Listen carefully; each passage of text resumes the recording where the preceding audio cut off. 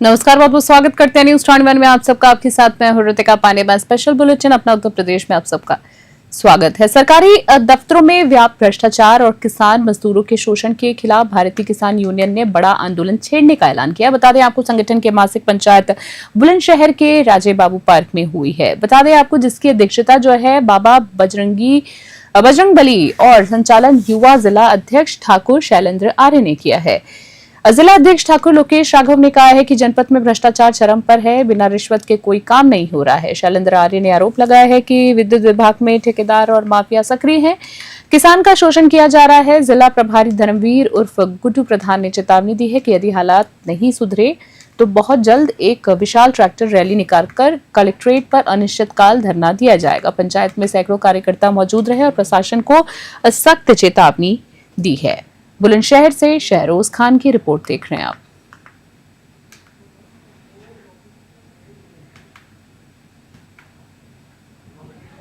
पासु block क्षेत्र में आवारा गौवंश किसानों के लिए बड़ी समस्या बन गए हैं। बता दें, खेतों में घुसकर फसलें बर्बाद करने से किसान दिन रात जो है खेतों पर पहरा देने पर मजबूर हो चुके हैं। आपको बता दें, जहां किसानों का कहना है कि कई बार ब्लॉक के वीडियो और सचिव से शिकायत करने के बावजूद कोई कार्रवाई नहीं की गई है। सुरजावली, अनोना, अमरपुर, साथ ही तुर्कीपुरावास, नगला, सारंगपुर, भयापुर, अहमदगढ़, कुंवरपुर और अजीजाबाद, अलीपुर समेत कई गांव में किसान इस समस्या से जूझ रहे हैं। ग्रामीणों ने बताया है कि आवारा गौवंश न सिर्फ खेतों को नुकसान पहुंचाते हैं, बल्कि सड़कों पर घूमने से आए दिन वाहन टक्कर आपस में हो जाते हैं। जी हाँ, टकरा जाते हैं वाहन आपस में और हादसे बड़े हो जाते हैं।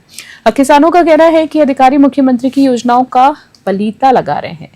बुलंदशहर से शहरोज खान की खास रिपोर्ट।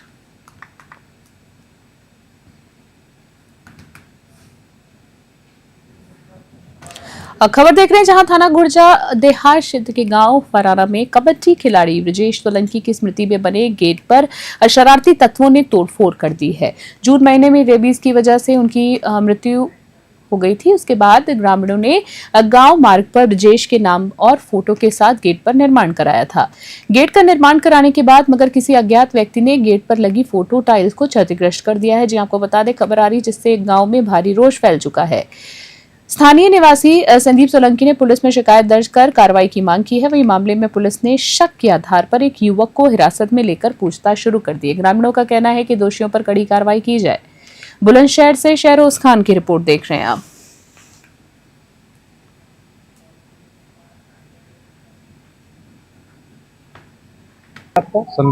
संदीप जी, आप चौकी पर आए, इतने लोग एकत्र होकर के, क्या मामला है? मामला ये है कि अभी हमारा भाई खत्म हुआ था ब्रजेश, तो डिप्लेयर उसमें न्यूज ही चली थी। उसमें गेट बनाया था पूरे गांव ने सहयोग से। उसमें जो नाम लिखा था, नाम प्लेट उसकी ब्रजेश फरहान सोलंकी के नाम से वो थी। कुछ गांव के ने ऑब्जेक्शन उठाया कि इस पर सोलंकी नहीं पड़ेगी।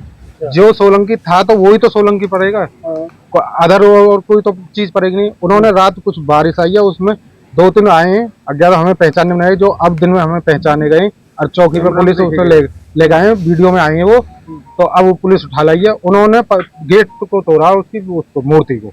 और लोग और कहाँ के लोग? गांव के ही हैं, कुछ लोग गांव के ही हैं, जिन्होंने दबंगीगिरी में अभी खुर्जा में पेचकस बजाया, फिर इन्होंने गेट एक भी तोड़ा। बोला गांव में जो पता पड़ेगी उसे भी मारेंगे हम। क्या कोई पुरानी रंजिश थी इससे? क्या था? बस कोई रंजिश नहीं थी, बस ये रंजिश थी कि ब्रजेश फरहान नाम गिरवाओ, ब्रजेश सोलंकी नाम मत गिरवाओ। अच्छा, इस चीज की रंजिश है। क्या देती है वापस?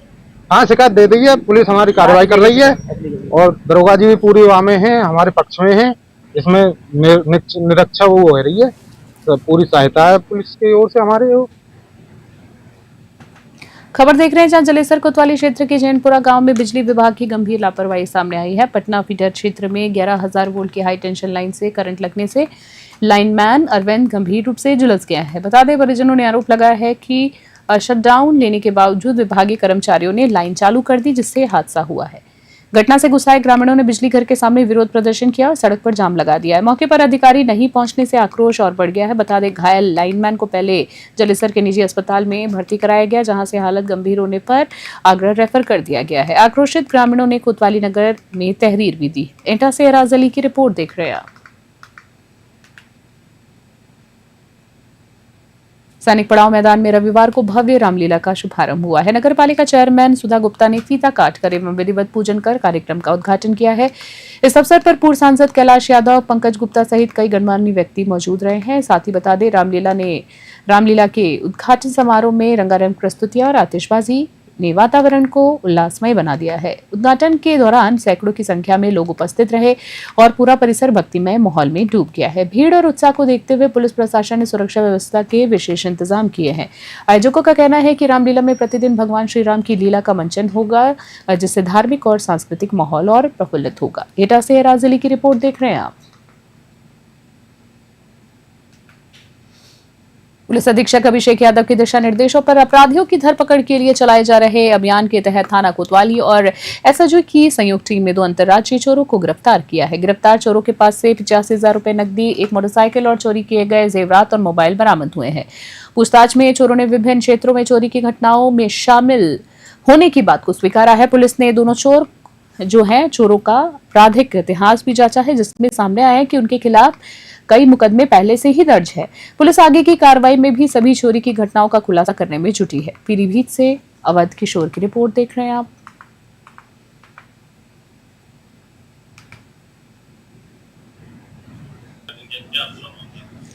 ये 2 चोर हैं जिनका नाम है सलमान और विशालुद्दीन। ये दोनों ही बहुत ही हैबिचुअल चोर हैं। इनके खिलाफ बहुत सारे उत्तराखंड के खटीमा क्षेत्र में और हमारे यहाँ पे मुकदमे दर्ज हैं चोरी के, और इन दोनों को पकड़ा गया है।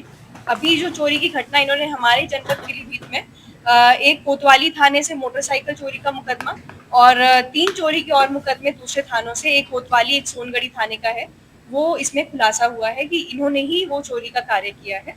और इस पूरी घटना में जो बरामदगी है 7 चांदी के सिक्के, एक मोबाइल फोन और 85,000 रुपए नकद, 2 चोरी पायल सफेद धातु की और 1 चोरी की बाइक, ये इनसे बरामद की गई है। थाना प्रयागपुर क्षेत्र के कुलवा गांव में चोरी की अफवाहों के बीच ग्रामीणों ने रात करीब 1 बजे पैदल घूम रहे 2 संदिग्ध व्यक्तियों को पकड़ लिया है। ग्रामीणों ने उन्हें खंभे से जड़कर पुलिस के हवाले कर दिया। बता दें, पुलिस ने दोनों संदिग्धों के कब्जे से एक मोटरसाइकिल बरामद की है। गिरफ्तार व्यक्तियों में से एक ने अपना निवास जनपद पीलीभीत बताया है। पुलिस दोनों से कड़ी कार्रवाई कर रही है, पूछताछ कर रही है कड़ाई से, और जांच भी कर रही है कि क्या गांव में कोई आपराधिक इरादा था उनका या नहीं। ये सब जांच के बाद पता चलेगा। बहराइच से राहुल वर्मा की रिपोर्ट देख रहे हैं आप।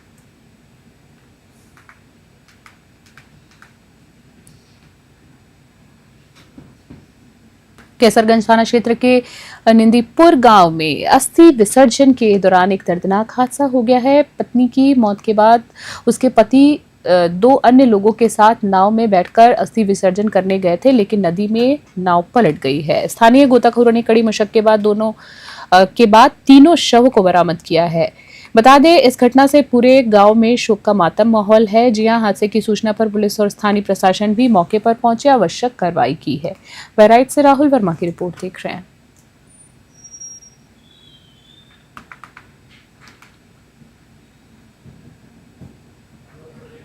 कल दिनांक 17 सितंबर को ग्राम निमलीपुर अंतर्गत थाना कैसरगंज में एक दुखद घटना घटित हो गई। वहाँ पर रहने वाले अजय अपनी पत्नी के मरने के उपरांत 10वीं का संस्कार कर रहे थे। संस्कार के उपरांत लखनऊ से आए हुए उनके रिश्तेदारों के 2 लड़कों को लेकर अजय नाव में वहाँ पर चले गए सरयू नदी में। वहाँ पर नाव के पलट जाने से तीनों ही व्यक्ति उसमें डूब गए थे।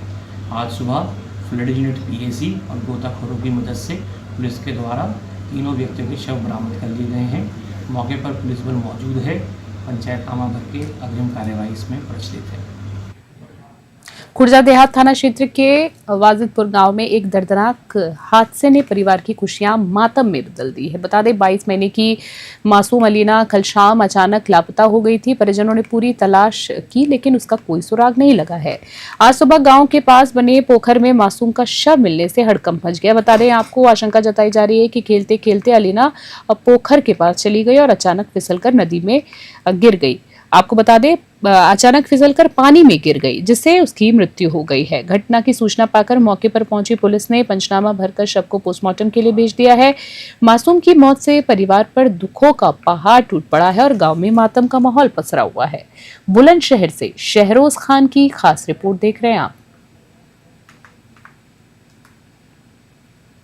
कोतवाली नगर क्षेत्र के मोहल्ला किदवई नगर में उस समय हड़कंप मच गया जब एक महिला ने तीसरी मंजिल से छलांग लगाकर अपनी जान देने की कोशिश की। जी आपको बताया जा रहा है कि महिला का अपने पति इमरान अंसारी से लंबे समय से पारिवारिक विवाद चल रहा था। पति की दूसरी शादी से परेशान महिला ने पहले घर में आग लगाई और फिर छलांग लगा दी।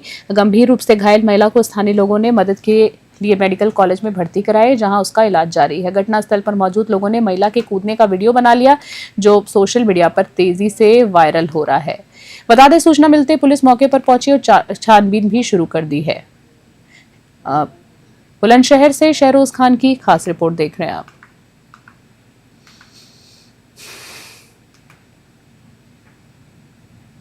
बिहार चुनाव से पूर्व राजनीति ध्रुवीकरण बनाम तुष्टीकरण का रूप लेती जा रही है। एक तरफ भारत के प्रधानमंत्री नरेंद्र मोदी कहते हैं कि सबका साथ सबका विकास, दूसरी तरफ मोदी सरकार के कैबिनेट मंत्री गिरिराज सिंह के बयान को लेकर राजनीति के सियासत जो है वो गर्मा गई। जी आपको बता दें, समाजवादी पार्टी की सरकार बनाने को लेकर किए जाने वाले वादे तथा वोट चोरी के मुद्दे को लेकर हमारे संवाददाता एहसन यादव ने समाजवादी पार्टी के वरिष्ठ नेता संतोष गोयल से खास बातचीत की है।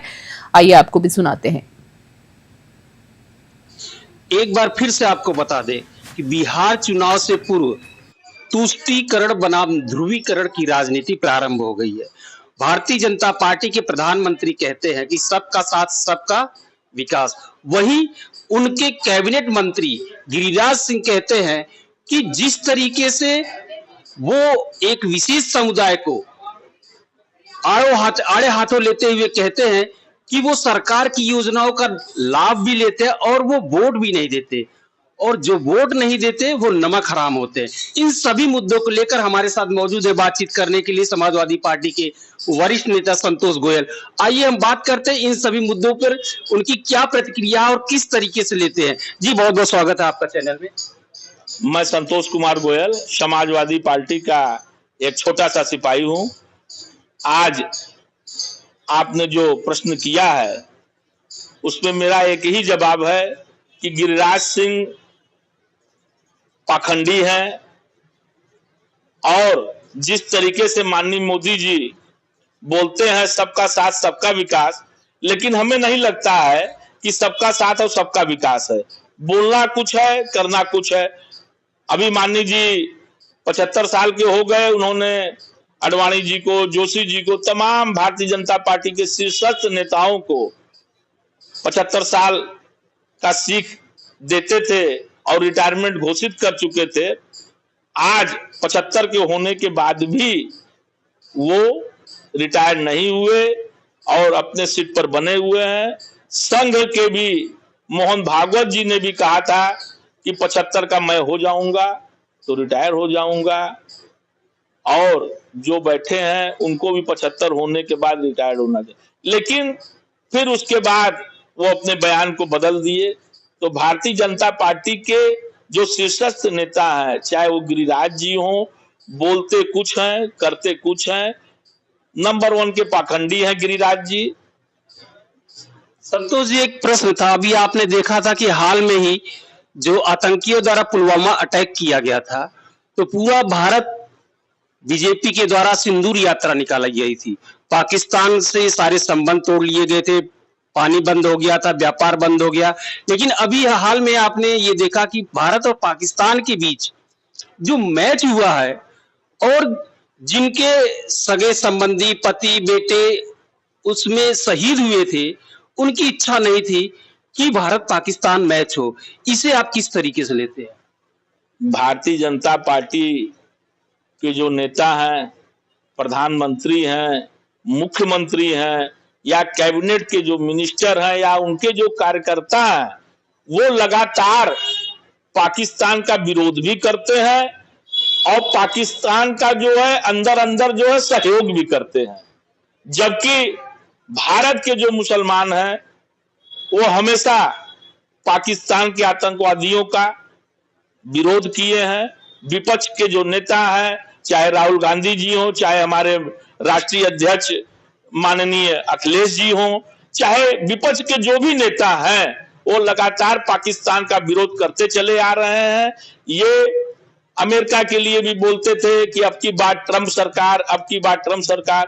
ट्रंप सरकार ने जिस तरीके से 50% टैरिफ लगाया है, मिर्जापुर और भदोही का जो कारपेट का व्यवसाय था, लाखों परिवार इस समय महंगाई को झेल रहा है, रोजी रोजगार को झेल रहा है, रोजी रोटी को के लिए परेशान है, लेकिन इनको नहीं समझ में आ रहा है कि जनता की क्या स्थिति है। संतोष जी, बिहार में जब वोटर अधिकार यात्रा निकाली जा रही थी तो सपा सुप्रीमो अखिलेश यादव बिहार में शिरकत करते और उन्होंने कहा कि अवध हराया है मगध हराएंगे। आने वाला चुनाव 2026 के पहले ही अभी पंचायत चुनाव होने वाला है, किस तरीके से आप लोग की तैयारियां हैं, क्या रणनीति है, क्या फिर से एक बार लगता है कि आपको यूपी में 2027 में समाजवादी सरकार वापस आएगी? जिस तरीके से माननीय अखिलेश जी बिहार जाकर जनता के बीच में उन्होंने एक संदेश दिया और जिस तरीके से बिहार की जनता ने उनका स्वागत किया, सम्मान किया, हमारे माननीय अखिलेश जी का सम्मान उत्तर प्रदेश में ही नहीं पूरे भारत के हर प्रदेशों में आम जनमानस सम्मान करता है। और जिस तरीके से हमारे राष्ट्रीय अध्यक्ष जी का सम्मान पूरे देश में बढ़ रहा है, छवि बढ़ रही है, उनकी कार्यशैली इतनी अच्छी है, उनका सरल स्वभाव इतना अच्छा है कि निश्चित तौर पे आज नहीं कल वो देश के प्रधानमंत्री होंगे और आने वाले 2027 में उत्तर प्रदेश की जो जनता है वो भारतीय जनता पार्टी से उब चुकी है, परेशान हो चुकी है। जन जन में परेशानी बढ़ता जा रहा है, लड़के बेरोजगार होते जा रहे हैं, ओवर एज होते जा रहे हैं, रोडों की क्या स्थिति है, बिजली की क्या स्थिति है, शिक्षा की क्या स्थिति है, स्वास्थ्य की क्या स्थिति है, आपको कहने की जरूरत नहीं है। आप कहीं भी अस्पताल में चले जाइए, शिक्षा कॉन्वेंट स्कूलों में चले जाइए, जिस तरीके से पेरेंट्स बच्चों को कर्ज लेके एक समय भोजन करके अपने जो भी शौक है उनको कम करके बच्चों को पढ़ा रहे हैं। पढ़ने के बाद बच्चों को नौकरी नहीं मिल रही है, पढ़ने के बाद बच्चे दर दर भटक रहे हैं। 12-12 लाख 14-14 लाख बच्चे जो है फार्म भर रहे हैं और 1000, 2000, 5000 पद निकल रहा है। इससे क्या होगा?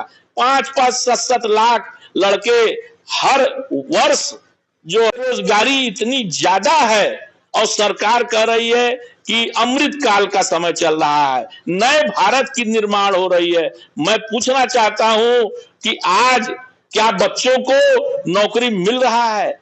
क्या बच्चे शिक्षा जो है अभाव में नहीं ले रहे हैं? क्या सरकारी स्कूलों को बंद करके आप जो है कॉन्वेंट भेज रहे हैं? 8000, 10,000 पाने वाला जो पेरेंट्स है वो अपने बच्चों को कैसे पढ़ा रहा है, कैसे बीमारी का इलाज कर रहा है? ये जनता के बीच जमीनी स्तर पर जब आकर देखेंगे तब आपको मालूम चलेगा। आपकी सरकार केवल हिंदू मुस्लिम के नाम पर बन रही है। अगर हिंदू मुस्लिम जिस दिन हटा दिया जाएगा उस दिन व्यापारी आपको सिखा देंगे। जीएसटी आपने लगाया था, अब जाके आपको चिंता हो रही है कि जीएसटी से जनता को परेशानी है, तब आपने कुछ सामानों पर जीएसटी कम किया है। तो आगे आने वाले समय में जो भी व्यापारी हैं, आम जनमानस है, वो सरकार के क्रियाकलापों से बहुत परेशान है। किसी क्षेत्र में भी हम कहते हैं, किसी क्षेत्र में भी कोई नेता बैठ जाए और बतावे कि हमारी सरकार द्वारा जनता को ये लाभ मिल रहा है। हमें नहीं लगता है कि जनता किसी भी तरीके से भारतीय जनता पार्टी के सरकार में लाभ उठा पा रही है। भ्रष्टाचार चरम सीमा पर है। आपका बिना पैसा दिए कहीं काम नहीं हो रहा। तमाम अधिकारी पकड़े जा रहे हैं घूस लेते हुए। ये मीडिया के द्वारा, इलेक्ट्रॉनिक मीडिया के द्वारा, पेपर मीडिया के द्वारा रोज हम लोग पढ़ रहे हैं। संतोष जी, एक अंतिम प्रश्न है। ये सुनने में आ रहा है शिवपाल यादव ने कहा कि जो आने वाले विधानसभा चुनाव की बात करते हैं 2027 में कि 100 सीटों की लिस्ट बन चुकी है, और क्या है रणनीति, क्या है तैयारी, किस तरीके से अखिलेश यादव ताल ठोक रहे हैं कि 2027 में समाजवादी सरकार आ रही है। माननीय राष्ट्रीय अध्यक्ष जी 403 सीटों के हर विधानसभा में उनकी पैनी नजर है, और कोई ऐसा विधानसभा हमारे ख्याल से नहीं है जहां वो सर्वे न करा रहे हों। अपने लोग एलआईयू द्वारा, अपने लोगों के द्वारा पता नहीं लगा पा रहे हैं, ऐसा नहीं है। हर विधानसभा में उनकी नजर है, और हर विधानसभा में अगर आज चुनाव हो जाए तो एक हफ्ते के अंदर जो है टिकट फाइनल करने का काम करेंगे। और जहां तक जनता का सवाल है, आप बाजार में निकलिए, जनता खुद चिल्ला रही है, चाहे व्यापारी वर्ग हो, चाहे जनमानस हो, चाहे अधिकारी हो, चाहे कर्मचारी हो, सब चिल्ला रहे हैं। सब भारतीय जनता पार्टी के सरकार से, चाहे उत्तर प्रदेश की सरकार से और चाहे भारत संसद से, सब परेशान हैं। अभी आने वाले लोकसभा में 24 में जो लोकसभा हुआ था उसमें आपने देखा 37 सीट माननीय अखिलेश जी के मेहनत से, अखिलेश जी के जो है कार्यों से प्रभावित होकर उत्तर प्रदेश की जनता ने 37 सीट उनके झोली में डाला, 6 सीट कांग्रेस की झोली में डाला और 1 सीट चंद्रशेखर राव, और 44 सीट जहां भारतीय जनता पार्टी के एक एक नेता ये कहते थे कि 80 का 80 सीट हम जीत रहे हैं, 80 का 80 सीट जीत रहे हैं, और जिस दिन 80 सीट जीत जाएंगे उस दिन संविधान को बदल देंगे। आज जनता ने ये बता दिया कि आप संविधान नहीं बदल सकते और हमको भी नहीं बदल सकते। हम लोग अखिलेश जी के साथ हैं और 2027 में उनको मुख्यमंत्री बनाएंगे, बनाएंगे, बनाएंगे। शुक्रिया हमसे बात करने के लिए। तो ये हमारे साथ थे समाजवादी पार्टी के वरिष्ठ नेता संतोष गोयल, जो बहुत बेबाकी से किसी प्रश्नों का जवाब देते हैं। ऐसे ही तमाम खबरों के लिए बने रहे न्यूज़ 21 के साथ। खबर देख रहे, जहां लंबे समय के इंतजार के बाद शेरगढ़ घाट पुल की भार क्षमता जांच रिपोर्ट आ चुकी है। जी हां, जिसमें पुल को पूरी तरह सुरक्षित और सक्षम घोषित किया गया है। विशेषज्ञों की रिपोर्ट में कहा गया है कि पुल में किसी प्रकार की तकनीकी खामी नहीं पाई गई है।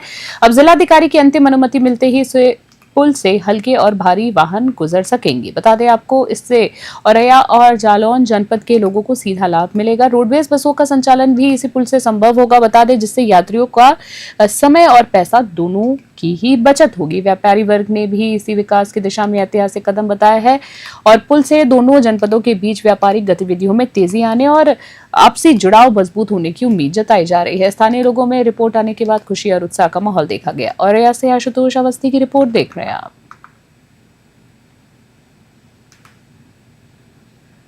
और खबर देख रहे, जहां थाना कोतवाली शहर के क्षेत्र के कुशवाहा नगर निवासी सुरभि जायसवाल ने पति के लापता होने पर ब्यासखोरों पर गंभीर आरोप लगाए हैं। देख सकते हैं आप, जहां इनके 2 मासूम बच्चे हैं। सुरभि ने बताया है कि उनके पति अमित जायसवाल ने कुछ लोगों से ब्याज पर रुपए लिए रखे थे। आरोप है कि ब्यासखोर जो है लगातार मानसिक प्रताड़ित कर रहे थे। प्रताड़ना देकर उनसे घर बेचने या आत्महत्या करने का दबाव बना रहे थे।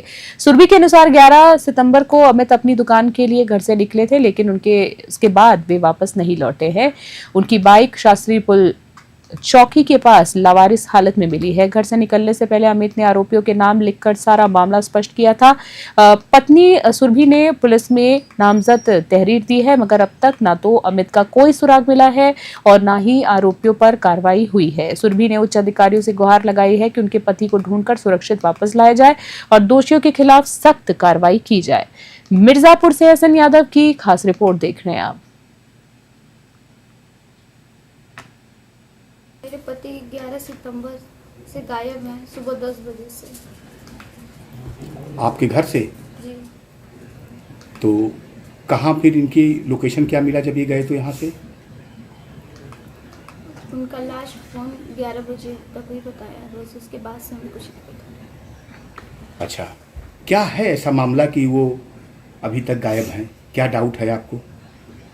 कुछ ब्याजखोरों ने उनसे पैसा अधिक लिया है, जिसके कारण उनको मानसिक उत्पीड़न दिया है। उनको आत्महत्या करने के लिए मजबूर किया गया। उनसे कहा गया कि घर बेच करके दो पैसा या तो आत्महत्या कर दो। इसी कारण वो घर छोड़ के चले गए हैं। तो इनकी मोटरसाइकिल वगैरह कहीं मिली है? जी शास्त्री को। शास्त्री ब्रिज पे इनकी मोटरसाइकिल मिली है 11 तारीख को। उसके बाद से ये आज तक नहीं पता चल पाया। आप लोग पुलिस में गई तो क्या हुआ? पुलिस से अभी तक आपको न्याय मिला कि नहीं मिला? जी नहीं। कोतवाली नगर क्षेत्र के रोडवेज वर्कशॉप में मंगलवार को उस समय हड़कंप मच गया जब मस्ट्रोल तैयार कर रहे बाबू महावीर पर चालक और परिचालक ने हमला कर दिया है। बाबू महावीर ने आरोप लगाया है कि मस्ट्रोल बनाते समय चालक और परिचालक ने न केवल अभद्रता की बल्कि मारपीट कर उन्हें गंभीर रूप से घायल भी कर दिया है। मारपीट की सूचना पर आपको बता दें ARM नरेश गुप्ता तुरंत मौके पर पहुंचे और घायल बाबू को लेकर कोतवाली नगर थाना पहुंचे हैं। पीड़ित महावीर ने थाने में तहरीर देते हुए 3 नामजद रोडवेज कर्मचारियों के खिलाफ कार्रवाई की मांग की है। गौरतलब है कि रोडवेज बस स्टैंड पर कर्मचारियों के बीच आए दिन मारपीट और विवाद की घटनाएं सामने आती रहती है। पुलिस ने मामले की जांच शुरू कर दी है। एटा से हराज अली की रिपोर्ट देख रहे हैं आप।